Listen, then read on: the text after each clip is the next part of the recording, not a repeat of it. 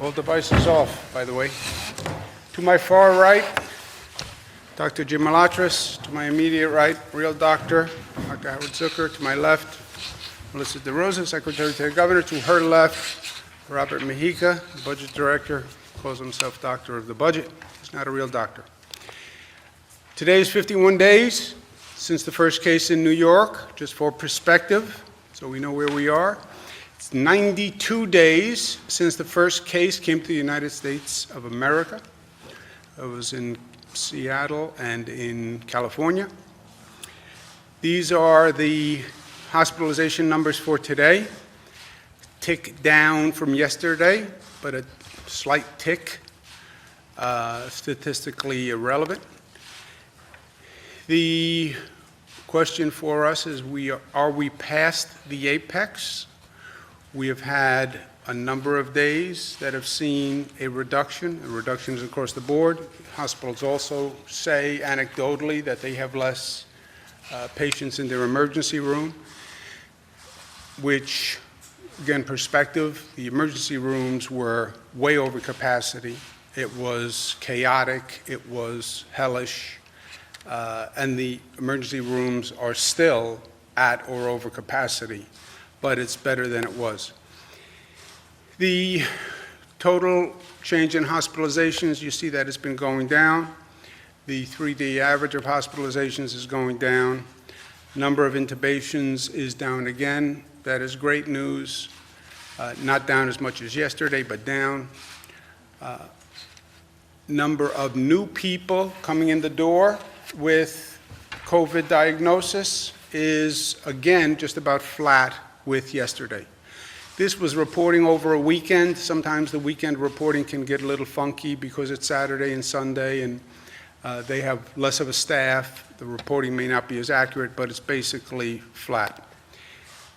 The question that we initially dealt with at the beginning of this, as the numbers were going up, the question was how long until we reach the top of the mountain, right? Every day it was the numbers higher, the numbers higher, the numbers higher, the numbers higher. The question was, when do you get to the top? How high can it go?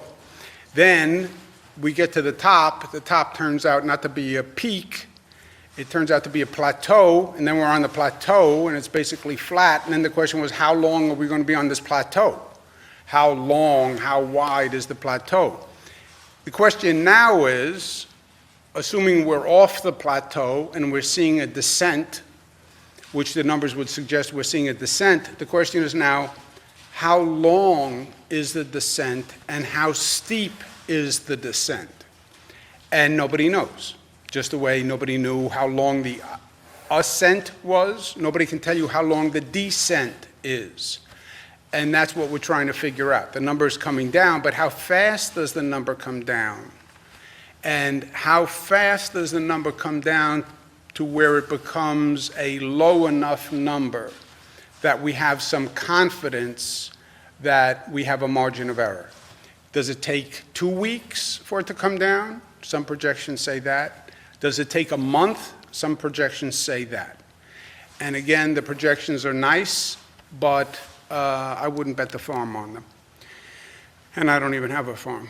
Worst news is the number of lives lost. That number is still horrifically high. If you're looking for the optimist's view, it's not as bad as it was, but 478 New Yorkers died yesterday from this terrible virus. Everyone is anxious to reopen. Everyone is anxious to get back to work. So am I. Question is, what does that mean? How do we do it? When do we do it? Nobody disagrees that we want to get out of this situation. Nobody. You don't need protests to convince anyone in this country that we have to get back to work and we have to get the economy going and we have to get out of our homes. Nobody.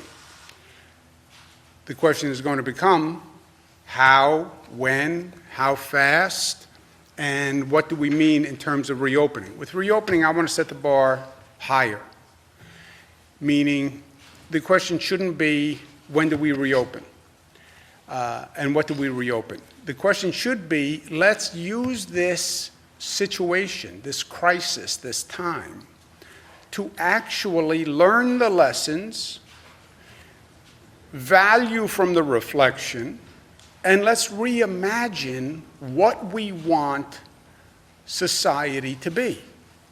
And since we are going to have to go through all of this, and it's not going to be fast, let's at least make this a moment that when we look back, we can say, wow, we went through hell, but look at all the lessons we learned, and look at how much better we made this place from this incident, right?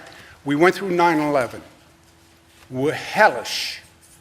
Well, we had to rebuild. Yeah, but we were smart enough to say, how do we build back better? You look at downtown Manhattan now, it is better than it was before 9/11. You look at the security procedures that this nation has. We're better than we were before 9/11. We had Superstorm Sandy here on Long Island. Terrible, terrible. Thousands of people's homes gone. Long Island is better today for having gone through Superstorm Sandy.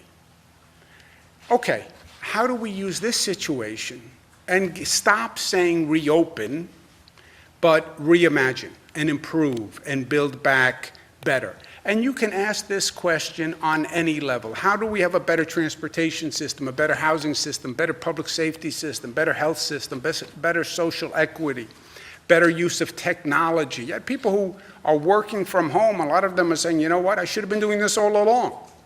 You have telemedicine that we've been very slow on. Why was everybody going to a doctor's office all that time? Why didn't you do it using technology? Why haven't we been using more technology for education? Why haven't we incorporated so many of these lessons? Well, because change is hard and people are slow. Now is the time to do it. And that's what we're doing in a multi-state regional coalition, and that's very important because that is the smartest way to do it. On a more granular level here in New York, we're going to have a reimagined task force that focuses primarily on downstate New York, which has been the most effective area, and led by the state with those local elected officials. But let's get the best housing experts. Let's get the best transportation experts. And let's use this as a moment to really plan change that we could normally never do unless you had this situation. In the meantime, do no harm, and this is my number one concern every day. Do no harm. Don't let that infection rate go up, and that's testing, and that is watching the dial, right? We know what's going to happen now. The weather is going to warm.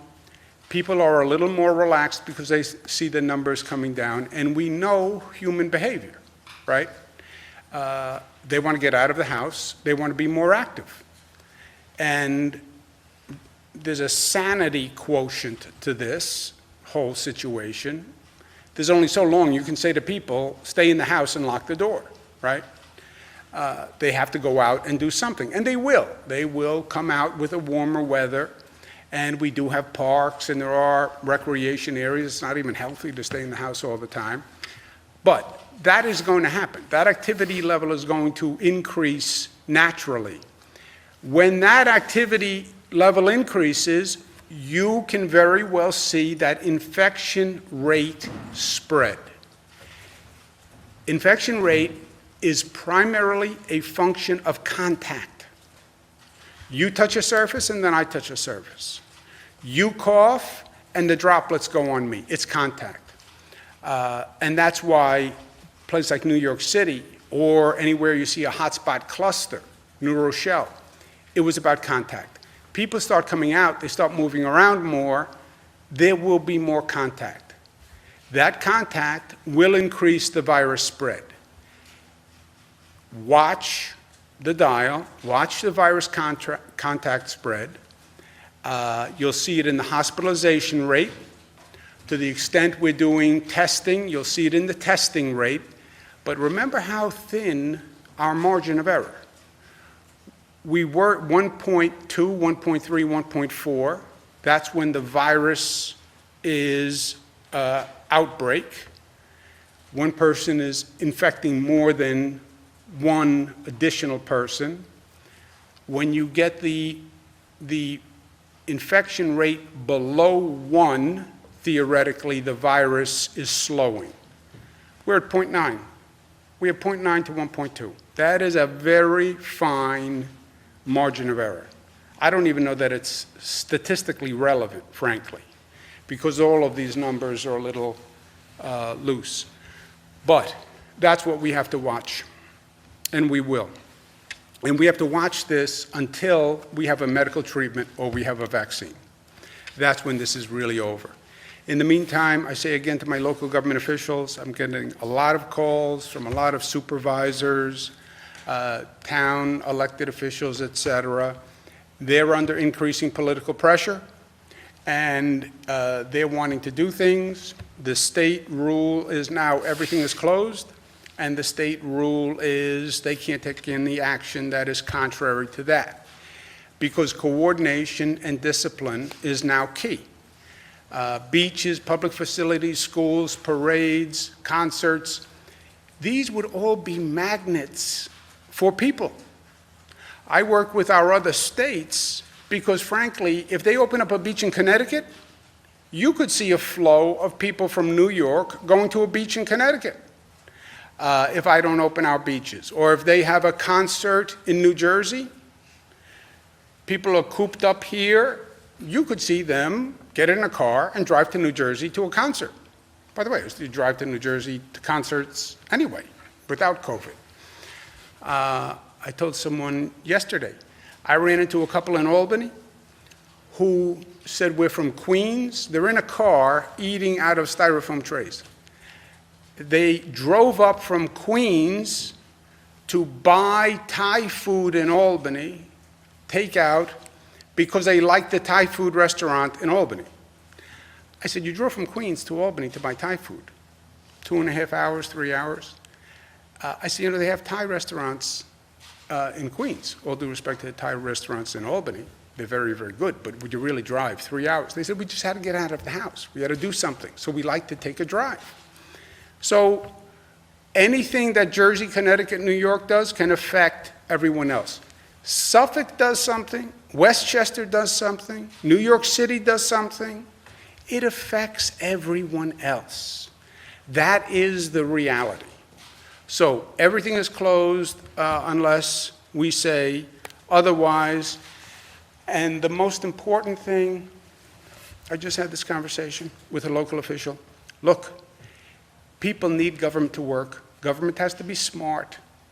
And if it looks confused between the state and the county or the state and the town, that's the wrong message for everyone. So let's just be smart.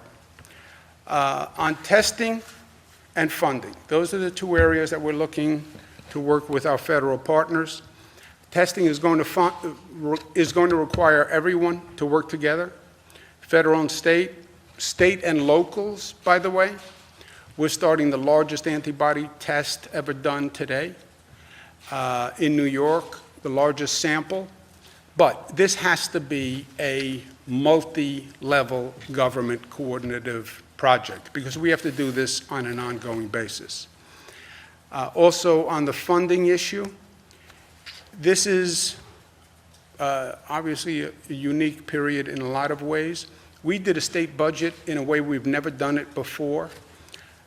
Since our state didn't have any revenues, the way we did the budget was we basically said it's dependent on what we get from the federal government. And the federal government had promised funding all along. We said whatever we get from the federal government will determine our state budget, right? Because the state has a $10 to $15 billion hole right now. And that's never been done before. It basically said, I'll tell you the state budget when I know the state budget, and the state budget is going to be a function of whatever the federal government gives us. The federal government has not funded states to date. The National Governors Association, bipartisan, headed by a chairman, Governor Hogan, Republican, I'm the vice chairman, we have said with one voice, you want the governors to do the job, we need to provide funding for state governments. There's now another piece of legislation they're talking about passing in Washington, and again, it doesn't have state and local governments in it. But if this week we're going to do a state forecast, if they exclude state government again, our state forecast will project, without any federal funds, you can't spend what you don't have. If you were to allocate the shortfall relatively on a flat basis across need, you would be cutting schools 20%, local governments 20%, and hospitals 20%. And this is the worst time to do this. Now, federal government has said from day one, don't worry, we're going to provide funding to the states. Yeah, don't worry. But I'm worried because I've heard this over and over again. And my job is very simple. I have one agenda, I have one purpose. I fight for New Yorkers. That is my job. I don't have any side jobs. I don't have any other places to go, people to see. That's all I do. And I'm telling you, New Yorkers need funding for this budget because we can't do it otherwise. And look, Washington is saying what? We want to fund small business. Yeah, great. You should fund small businesses. And they want to fund financial services and large corporations and airlines and hotels. Yeah, that's all great. Fund all those businesses. But at the same time, don't forget teachers and police officers and firefighters and transit workers and healthcare workers and nursing home staff, because those are the people who I fund with the state budget. And you shouldn't make us choose between small businesses and large businesses and people who are on the front line doing the work day in and day out. I would even go a step further, and I would propose hazard pay for frontline workers. We all say, boy, they did a great job, the healthcare workers did a great job, the police, the heroes. Yes, they are. But you know what? Thanks is nice, but also recognition of their efforts and their sacrifice is also appropriate. They are the ones that are carrying us through this crisis. And this crisis is not over. And if you look at who they are and the equity and fairness of what has happened, I think any reasonable person would say we should right this wrong. 40% of the frontline workers are people of color. 45% in public transit, 57% of the building workers, 40% of the healthcare workers. People of color are also disproportionately represented in delivery services and child care services, right? The economy closed down. The economy did not close down. It closed down for those people who, frankly, have the luxury of staying at home. All those essential workers who had to get up every morning to put food on the shelves and go to the hospitals to provide health care under extraordinary circumstances, and the police officer who had to go out to keep you safe, and the firefighter who still had to go out and fight the fire. Those people worked, and they went out there and they exposed themselves to the virus. 2/3 of those frontline workers are women.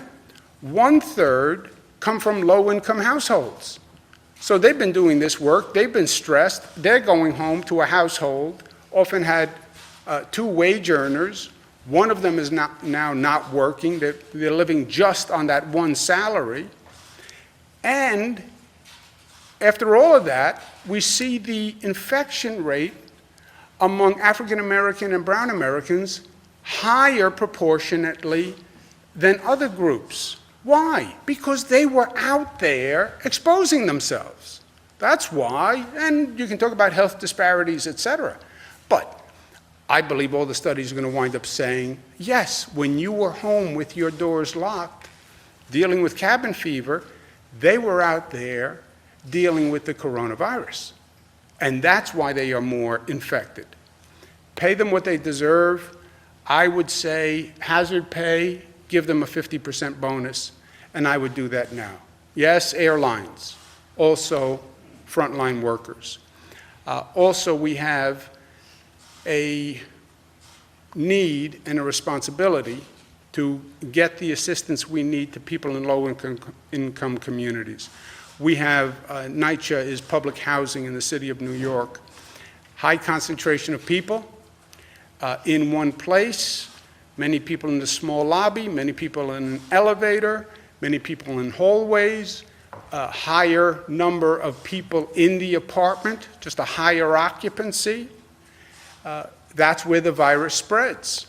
We're going to set up a test program in NYCHA where we're going to have on-site health services and testing in the New York City area with New York City Housing Authority projects, working with local officials. We're doing it as a pilot program to see how it works. If it works well, we'll go further with it. We have, as you see, Congressman Meeks, Congressman Hakeem Jeffries, Attorney General Leticia James, Speaker Carl Heastie, and Bronx Borough President Ruben Diaz, who will be working on this and coordinating it, and I thank them very much.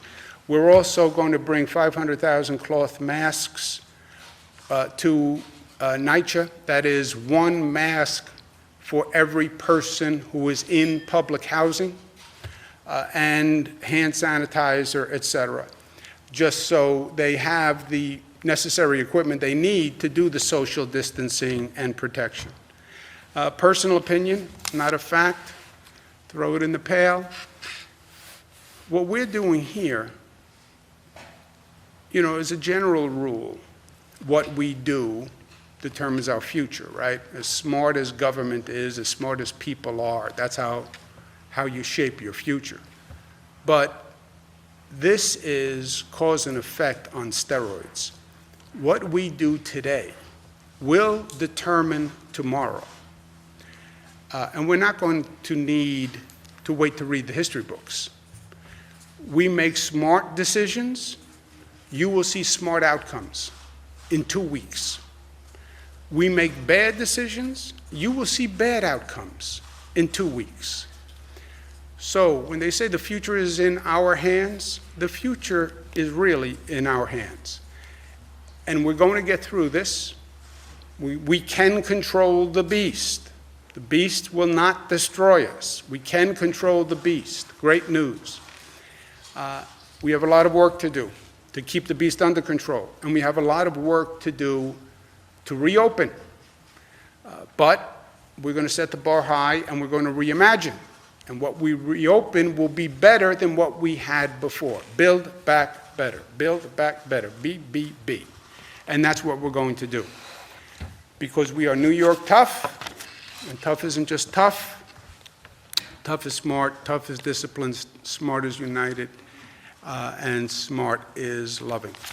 Questions? When will New York release the number of COVID cases at nursing homes like California has done? Doctor James?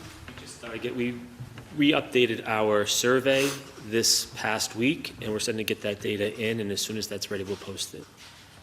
Governor, the president just tweeted that the testing is up to the states, not up to the federal government. Just a quick reaction on that. And also, is the state capable of doing the type of testing it needs to be doing in order to not only identify who has the disease, but who has had the disease? The president is right. The states, testing is up to the states, which will implement the tests and logistically coordinate the tests. For example, in this state, I should make the determinations as to what labs participate in testing. We have about 300 labs in New York. It's my job to coordinate those 300 labs.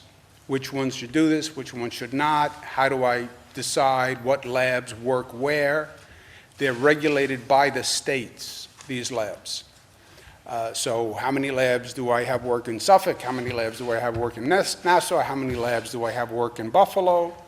How many tests can I get done in total? How do I allocate those tests?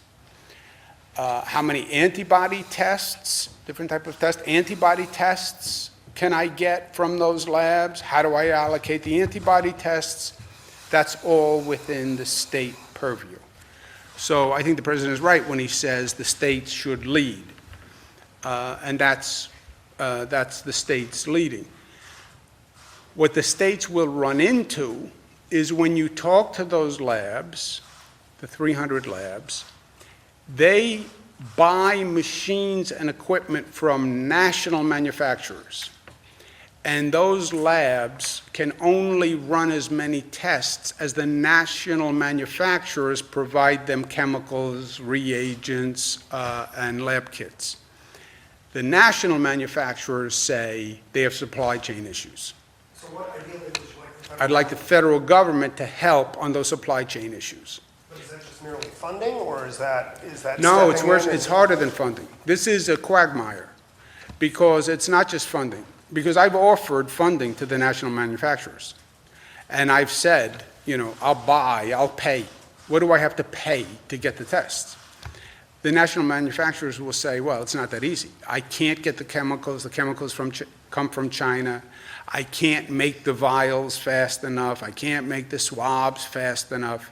So I don't know what's right or what's wrong with that national supply chain question, but that's where the federal government could help.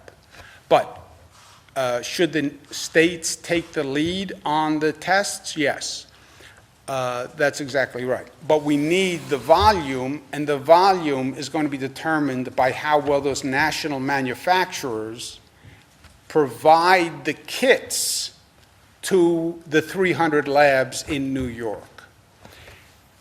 Once you take the test, there's a whole second function that we're not talking about, which is you take the test, tracing, we have to talk through tracing because people don't understand what tracing is. Tracing is then this function that we've never done before, where you hire an army of people, thousands of people, to be investigators, in essence, not a scary investigator, but an investigator who traces the contacts of every person who is positive. That's an entire undertaking that no one has even imagined before. So ideally, would you like the federal government to use, say, the Defense Production Act to ramp up production of, say, supplies and things like that, and then also have the federal government hire this army of tracers? Is that what you're asking for? The tracers, I think, I would argue, and just my personal opinion as a governor of New York, I would do the tracing as a state responsibility also. Some people think the federal government should help on tracers. I would say the state can do the tracing, and I'll coordinate Buffalo tracers, Rochester tracers, Westchester, New York City tracers, Nassau, Suffolk. I think that's too discrete an action for the federal government, right? Anything that is granular and specific to the specific details of a state, leave that to the state government, right? You're in the federal government. I used to be in the federal government. Federal government, you're painting a room with a roller, okay? You can't do corners with a roller. You can't do trim and molding with a roller. Somebody has to come behind you with a brush and do the details. State government has a brush. So federal government has a roller. I have a brush. Let the federal government do what they can. If it requires a brush, let the state government do it. The big question on the testing is that national manufacturers' supply chain and getting that up to scale quickly. I'll handle my 300 labs, but my 300 labs are now saying I can't get the tests from the national manufacturer. And the way this happened, because nobody designed this before, and it's nobody's fault, right away everybody wants to go to, well, who's to blame? Nobody's to blame. The way the testing world worked was a national manufacturer made their machine, the Andrew Cuomo testing machine.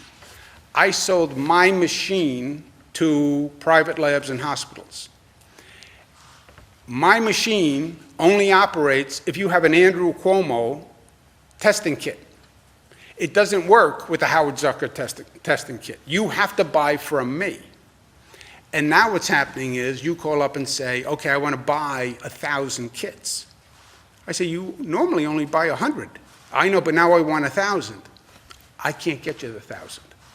So even though you have the machine, I am so, as a national manufacturer, I have such an increased demand, I literally can't produce it in time. And to unravel that supply chain issue and manufacturing issue, I think that's the best way the federal government can help. Good, do you have a follow-up? I guess the question, I'm just a little bit confused, because are you asking the feds to step in and tell manufacturers, or to bring in different manufacturers to make this sort of equipment? And then you're also asking for the federal government to pay for the tracers, but you'll handle the kind of nuts and bolts? We didn't get into payment of tracers. I don't think there's been any proposal where the feds pay, do they, on tracers? No, no one's even talking about paying.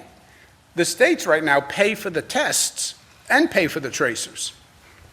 That's why I say when they say the states' governors go reopen, okay, I'll do the tests. By the way, I pay for the tests. I pay for the tracers. So it's not about the money on this front. It's about division of labor and responsibilities. And on the testing, I can't solve for the national manufacturers not being able to produce the volume to sell to my state labs. Given the high number of deaths in nursing homes, on Friday we saw a division between those that are nursing home residents that have passed away, both in the home, but then also or in the nursing homes, that is, and also in the hospitals. But what is the state's policy regarding admission or readmission to these nursing homes, whether or not one of these people have tested for the virus? Or there was a state directive that said that people cannot be denied readmission or admission. Just wondering what the state policy is right now, again, judging the high number of deaths that are coming out of these areas. If you are tested positive for the virus, are you allowed to be admitted to a nursing home is the question? Or readmitted? Yeah. It's a good question. I don't know. The policy is that if you are positive, you should be admitted back to a nursing home. The necessary precautions will be taken to protect the other residents there.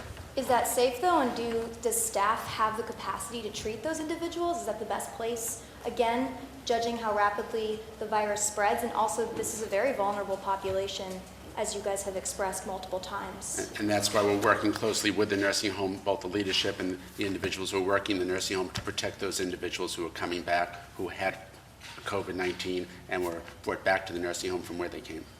What are you working on? Like, what are some of those Well, protocols? it's all the issues of supplies, PPE, staffing, testing of other individuals, as I mentioned the other day, just monitoring to be sure that the necessary precautions are being taken.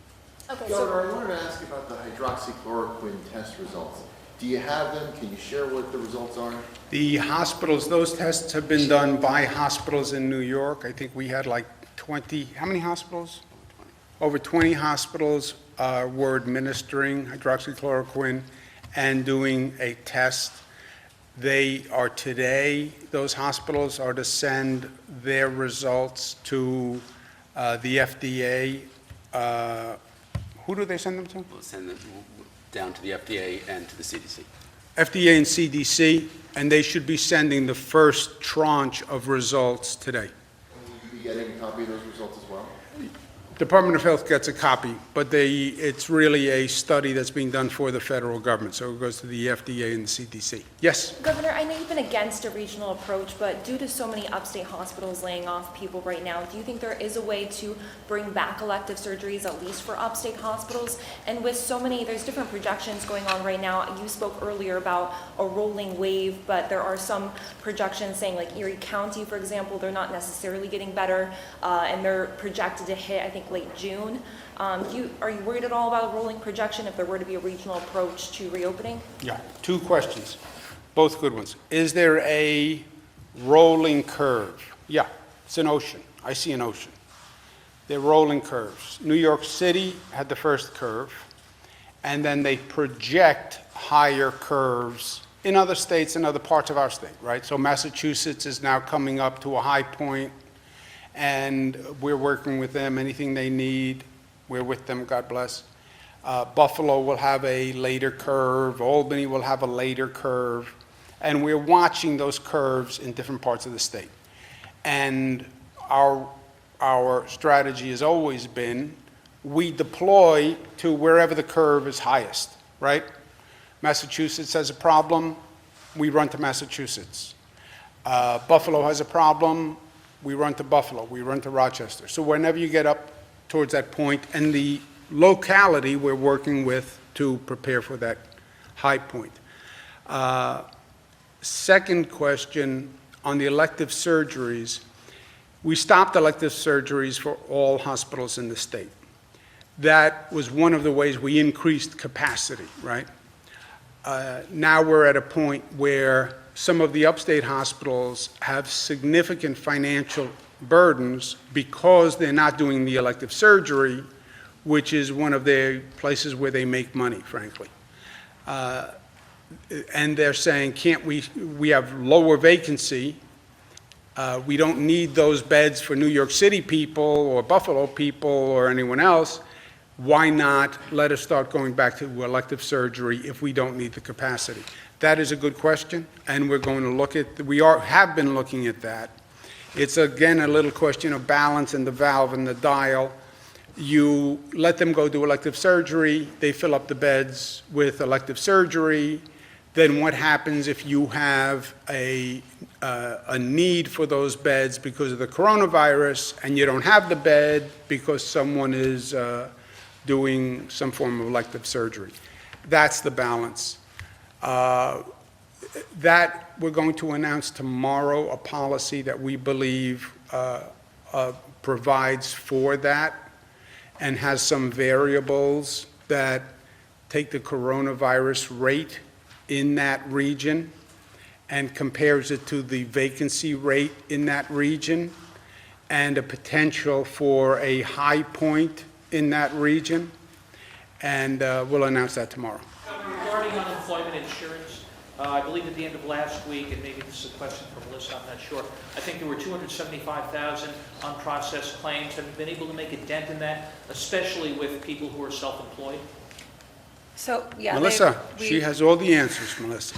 I have only questions. They've made a significant dent in that. They brought on over 3,100 people to work daily for the last 4 days.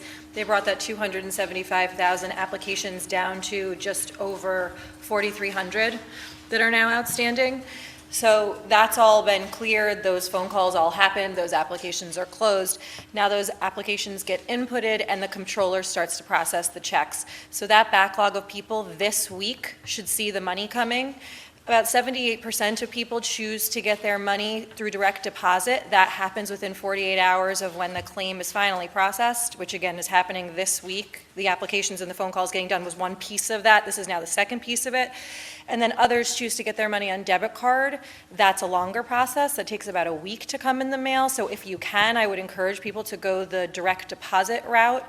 And the Department of Labor announced this morning there was this incredibly inefficient, frankly stupid process that the federal government laid out around pandemic unemployment insurance, where if you were a gig worker, if you were self-employed, if you were a contractor, you had to apply for unemployment insurance, get denied, and then go through the process, a second process of employing for pandemic unemployment insurance. And what the Department of Labor came up with was a new form that was launched this morning where you can now fill out one application, put in all of the information, and the Department of Labor determines if you are not able to get regular unemployment insurance, it will automatically put you into the pandemic unemployment insurance. So you don't have to wait, get rejected, reapply. So that should hopefully streamline for those people who I know have been really struggling to get their money faster. In the meantime, I believe the total figure was 1.2 million last week. Has that increased? It has, but we release those numbers weekly in accordance with the federal guidelines, so I can't speak to that publicly till the end of the week. Let's do someone who didn't ask a question, and then we'll go back. So a few weeks ago, you had mentioned that the State Department of Health would be partnered with SUNY Albany and Northwell to research disparities with COVID related to the Black and Latino community. When do we expect to see some of that research come to light? And has any of the policies you announced today regarding NYCHA and doing testing there, is that born out of that research? No, that'll take a while. That is a smart academic project. That has a questionnaire that's developed to get the right demographic data. You're doing diagnostic testing, which is good, but with a questionnaire, survey data to get the right demographics, and then you have to study that. That is not going to be done in time for any of these immediate policies. What we're doing in public housing in New York City is just common sense. You look at the numbers, you know that the virus attacks in places of concentration, right? Which is why we have this issue in New York City in the first place. Where are the places of concentration in New York City? Public housing is one of the greatest places of concentration, and it's one of the greatest places of health disparities in the first place. And we know the people in public housing often don't have the resources to do a lot of these accommodations themselves. So they've always been the most vulnerable populations. You look at almost any emergency that happens in the nation, people in public housing always pay the highest price, it seems. When I was HUD secretary, one of the things HUD did was public housing across the country.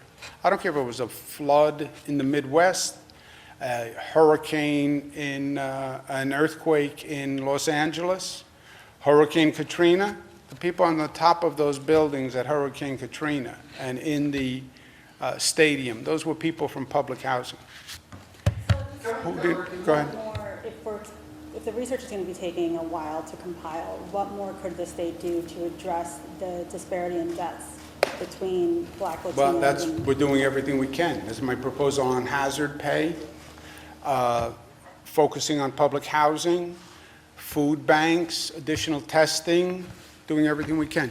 Let's try, let's do, who didn't ask a question? Go ahead. Thanks. I have a couple questions on rate of infection and one on antibody testing. I asked you about this last week. I asked you if you had calculated the rate of infection for individual regions. My question is, why aren't you calculating the rate of infection for individual counties? Yeah, you asked me last week, and it's the same answer that I gave you last week. You need testing to do that. We don't have enough testing where you can break out the sample to a county level, right? When you take we're taking the most aggressive survey in the nation right now. So we'll have, let's say, 2,000 people statewide.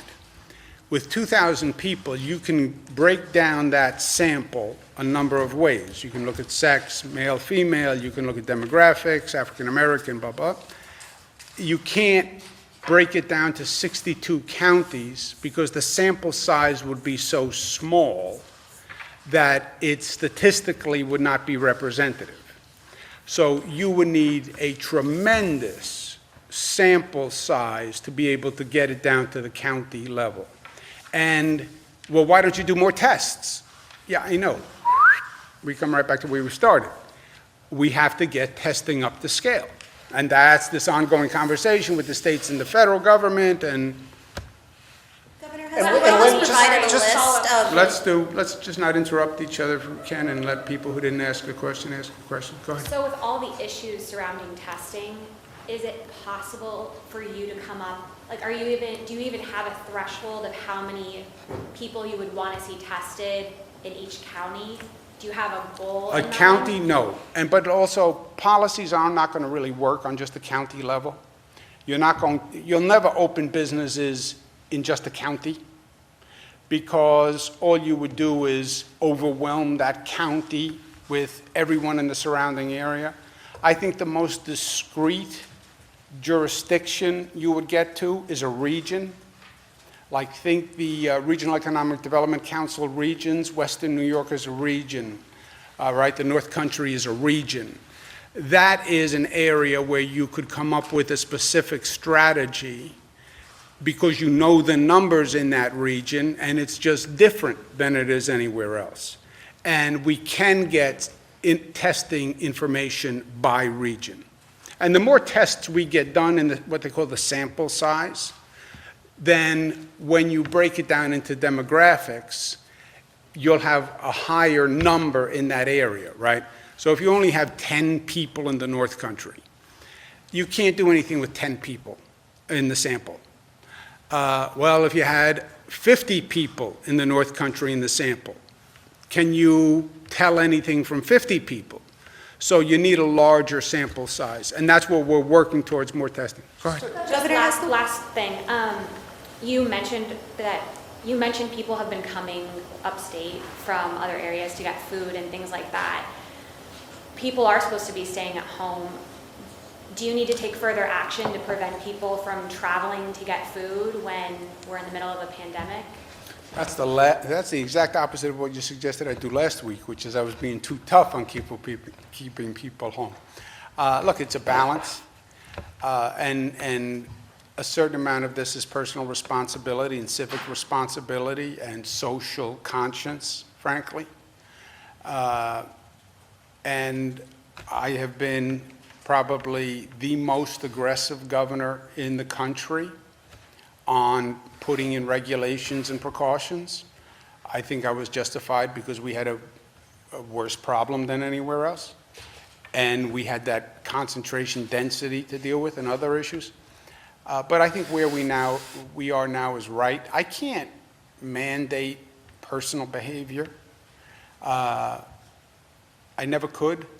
My strategy from day one, knowing that we were going to have to ask people to do things that no government has asked them to do, maybe since World War I or World War II, that the only way I would actually get compliance, because I can sit up here and say whatever I want to say, and then New Yorkers are very good at saying, fine, but I'm not going to do it. Excuse me a second. My strategy has been give them the facts, tell them why it's in their best interest, why it's in all of our best interests, and New Yorkers are smart. If they understand why, they'll do it. And they have done it, by and large. You're right. Last week, some people are not happy about masks. Some people are not happy about staying home. But nobody's happy about any of this. So it was never, are you happy? I think they've gotten enough facts where they know we're talking about their personal health. By the way, it's not even a question of health. It's a question of life and death. You're irresponsible here. You're reckless here. You could die. Or you could get infected, come home, kiss your mother, and your mother dies. I mean, that's what we're talking about. So I think they got it. I don't think there's anything more I can do. There will always be some people who say, I deny everything. I ran into a gentleman the other day. There is no virus. It's a hoax. It's just a hoax. There's no virus. Okay. Go talk to the 400 people's families who died yesterday and tell me it's a hoax. But, some people you just can't do anything with. Governor, can you just explain the state's reasoning why it doesn't release where people incarcerated, staff, those facilities, why they don't release where those cases are? Why don't we release cases of incarcerated people? Yeah, state prisons, including their staff. Doc says it's because of security reasons, but they haven't really explained why. What is the list that we would release? People of Facilities. List of infected people? No, not people. Facilities where those infections are, or counties or regions. Prison, the COVID cases per prison. Per prison, or county or region. Or county or region. I don't know. Does anyone know who's working on? I don't know why they haven't done that. I know we have that information. I get briefed on it daily. I'll work with them after this, and to the extent that we can release the information, we'll release the information. Who hasn't asked a question? Good. Governor, what preparations are being made for if and when schools reopen? Will we see smaller class sizes, deep cleaning in the future? Whole different exercise. Schools are closed. Schools are closed all across the state. Period. There is no plan to reopen schools. Period. Local school districts, I would not be surprised if you heard some local school districts say they plan to reopen. We have 700 school districts. By law, they cannot reopen, but some want to, so they may say, we want to reopen. If they want to reopen, they can't reopen because it violates the plan we have in place. So no schools will reopen. If we make a decision to reopen schools, we then would need a whole plan on how to reopen a school with the right public health standards, with disinfecting, with all the precautions, which is a major, major undertaking. So we're not there yet. Who didn't ask the question? Sir? Governor, can you explain your faith in contact tracing as part of this restart plan? That was obviously a big emphasis early on in New Rochelle, and that didn't exactly prevent the current situation that we're in. The New Rochelle that's a little bit of a non sequitur. The Well, contact tracing in New Rochelle didn't prevent what situation? Well, that was an emphasis of the state early on, was to try to track down who the lawyer had contact with and find those cases, but then we still had this massive outbreak that extended far beyond that. Well, yeah, So if you you're also trying to- saw the cluster go woo, right? That's what contact tracing does. Contact tracing, once the outbreak happens, contact tracing is too late to stop the initial virus infection. But what contact tracing then does is it comes in, okay, you were tested positive. Who did you contact? These two people. Contact those two people. Who did they contact? These two people. Okay, test. Find the positive, isolate. It worked in New Rochelle. We did massive contact tracing after it broke loose. That's how we found out about it. It broke loose. It was the hottest cluster in the nation. I mean, this was very early on. But then we came in with heavy contact tracing. However, the number of people you need to do contact tracing is tremendous. And no one has even scoped this out, right? So the first question is, how many tests can you do? For every test you can do, you then need a contact tracer to come in and trace those contacts from that person. I'm saying we want to get up to the hundreds of thousands of tests. Well, if you're doing hundreds of thousands of tests, how many contact tracers do you need? And nobody has near this capacity, logistical, management, operational. So that has to all be started. And then you have to isolate those people. We've been doing isolation. We're good on isolation, as good as you can be. But all of this is a place where no one has gone before. It's management intensive, operational intensive. It's also cost intensive, which takes us back to cost. Who didn't ask a question? Antibody tests. Who's selecting? How are you guys randomly selecting people for antibody Randomly, tests? hence random selection. I have to go to work. It is a statistical model that statisticians draw up to come up with a representative sample. So if New York City is 60% of the population, then New York City is 60%, Buffalo is this percent, and it's a statistical model and then literally random.